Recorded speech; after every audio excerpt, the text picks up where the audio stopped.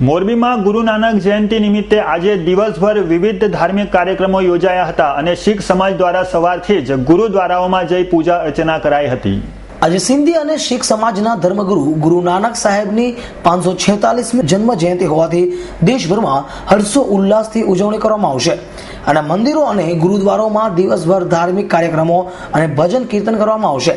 તો તેના ભાગરૂપે મોરબીના સિંધી સમાજ દ્વારા પણ કુબેરનાથ શેરીમાં આવેલ મંદિર ખાતે સવારે ભોગ સાહેબ અને બપોરે મહાપ્રસાદ તેમજ સાંજે શહેરના મુખ્ય માર્ગો પર શોભાયાત્રા નીકળશે અને રાત્રિના 10 વાગે સિંધીના સાંસ્કૃતિક કાર્યક્રમો યોજવામાં આવશે અને રાત્રિના 1:20 વાગે ગુરુ નાનક સાહેબનો જન્મની ઉજવણી ધામધૂમથી કરવામાં આવશે।